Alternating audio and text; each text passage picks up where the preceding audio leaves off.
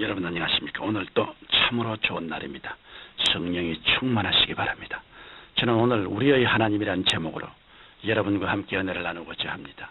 본문 말씀은 마태복음 22장 23절로 33절입니다. 하나님이 너희에게 말씀하신 바 나는 아브라함의 하나님이요 이삭의 하나님이요 야곱의 하나님이로라 하신 것을 읽어보지 못했느냐. 하나님은 죽은 자의 하나님이 아니요 산 자의 하나님이시니라 하시니 무리가 듣고 그의 가르치심에 놀라더라.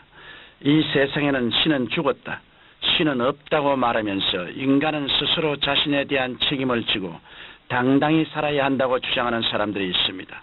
그러나 이렇게 인본주의를 선언한 오늘날 이 시대의 모습은 어떻습니까? 사람들은 정신적 암흑과 더불어 급변하는 정세 속에서 삶의 의미와 가치를 상실한 채 불확실성의 시대를 표류하고 있는 것입니다. 그런데 우리 그리스도인들은 하나님이 살아계심을 확실히 믿으면서도 우리가 믿는 하나님이 어떤 분이신가에 대해 질문을 받으면 막상 분명하게 설명하지 못하는 경우가 많습니다. 그러므로 저는 오늘 본문 말씀을 통하여 우리의 하나님은 어떤 분이신가를 말씀드리고자 합니다. 먼저 아브라함의 하나님이 우리의 하나님이 되십니다. 아브라함은 하나님께서 약속하신 대로 100세 독자 이삭을 낳았기 때문에 그 아들을 눈에 넣어도 아프지 않을 만큼 사랑했습니다. 그런데 성경 창세기 22장에 보면 이삭이 성장해서 소년이 되었을 때 하나님께서 아브라함에게 충격적인 명령을 내리셨습니다. 모리아 땅으로 가서 독자 이삭을 번제로 드리라는 것이었습니다. 그러자 아브라함은 두말하지 않고 이삭을 데리고 사흘 길을 가서 하나님께서 지시하신 산에 이르러 그곳에 단을 쌓고 이삭을 결박하여 나무 위에 올려놓았습니다. 그런데 아브라함이 이삭을 향해 칼을 내리치려는 순간 야훼의 사자가 하늘에서부터 그를 불러 아브라함아 아브라함아 그 아이에게 내 손을 대지 말라. 내가 내 아들 독자라도 내게 아끼지 아니하였으니 내가 이제야 내가 하나님을 경외하는 줄을 아노라고 말씀하셨습니다. 아브라함이 이 말씀을 듣고 눈을 들어 살펴보니 한 수양이 뒤에 있는데 그 뿔이 숲에 걸려 있었습니다. 아브라함이 가서 그 수양을 잡아 이삭 대신 번제로 하나님께 드린 후 그 땅 이름을 야훼 이레라고 했습니다. 이렇게 아브라함이 체험한 하나님은 바로 야훼 이레, 즉 준비하시는 하나님이었습니다. 하나님께서는 당신의 형상과 모양대로 지으신 인간을 위해 모든 것을 예비하신 분이십니다. 아담과 하와를 지으시기 전에 먼저 천지와 만물을 지으시고 그들을 풍요와 기쁨이 넘치는 에덴 동산에서 살게 하셨습니다. 그러나 아담이 범죄함으로 인류는 에덴에서 쫓겨나 멸망의 길로 떨어지고 말았습니다. 그럼에도 불구하고 하나님께서는 우리를 버리지 않으시고 죄에서 구원하시기 위해 독생자 예수 그리스도를 십자가에 못 박혀 내어 주셨습니다.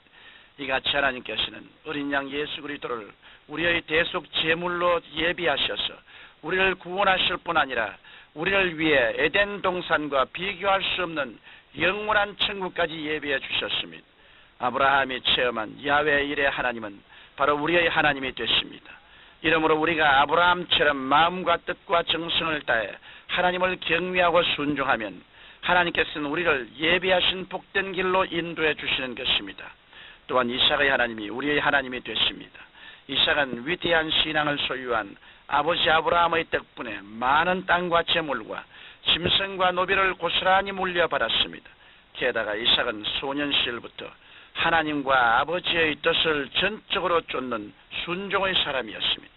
성경 창세기 26장에 보면 그러한 이삭이 농사를 지으면 소출이 100배나 되었고 그가 우물을 파는 곳마다 샘이 솟는 평탄하고 풍성한 삶을 살았습니다. 이삭의 하나님께서는 오늘날 우리의 하나님이 되십니다.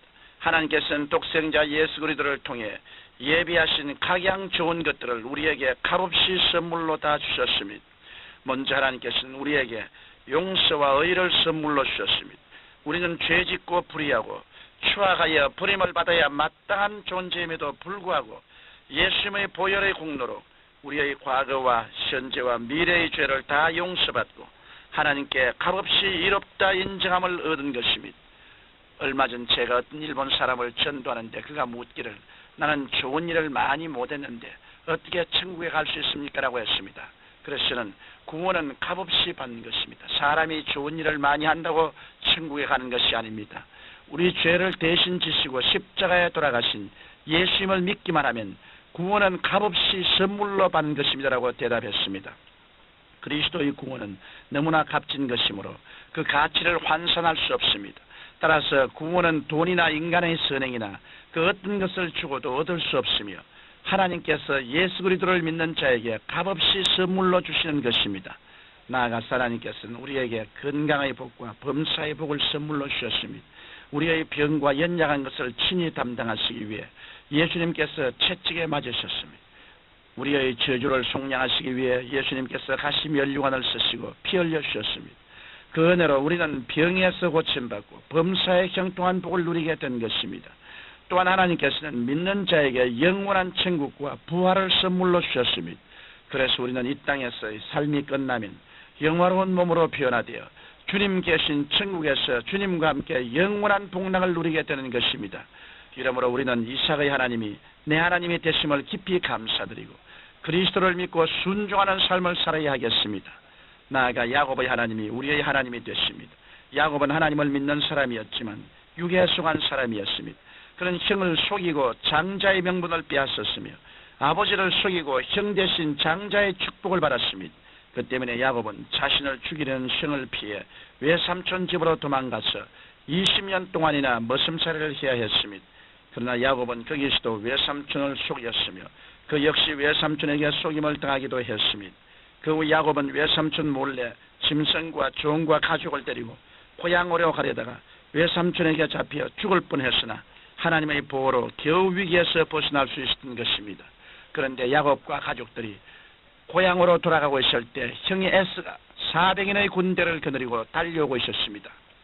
야곱은 짐승과 치아들을 먼저 보낸 후 자신은 야복강 나루터에 혼자 남았습니다. 만일 형이 쳐들어오면 자기 혼자라도 달아날 속셈이었습니다. 하나님께서는 그 밤에 천사를 보내어 야곱과 밤새도록 실험을 하게 하셨으나 야곱이 항복하지 않자 새벽녘에 천사가 야곱의 환도뼈를 쳤습니다. 그는 이제 형이 쳐들어와도 달아날 수 없는 신세가 된 것입니다. 그제야 야곱이 깨어져 모든 것을 포기하고 오직 하나님만 의지하게 되었을 때 하나님께서는 그를 승리자 이스라엘로 불러주셨습니다. 그리고 야곱을 죽이려던 에서의 군대는 오히려 야곱을 호위하는 군대로 변하는 놀라운 일이 일어났던 것입니다. 여러분, 우리도 야곱같이 불신앙을 회개하고 깨어져 하나님만 의지하면 성령께서는 우리의 모든 것을 책임져 주시고 돌보아 주시는 것입니다. 사랑하는 청취자 여러분, 아브라함의 하나님, 이삭의 하나님, 야곱의 하나님께서는 바로 우리들의 하나님이 되십니다. 또한 우리가 믿는 하나님은 죽은 자의 하나님이 아니시요 산 자의 하나님이십니다. 그러므로 여러분은 세상을 바라보고 실족하지 마시고 살아계신 우리의 하나님을 굳게 믿음으로 날마다 승리하시기를 바랍니다. 거룩하신 아버지 하나님, 아브라함의 하나님, 이삭의 하나님, 야곱의 하나님을 힘차게 믿고 매일 승리하는 삶을 살게 하여 주옵소서. 예수님 이름으로 기도드립니다. 아멘.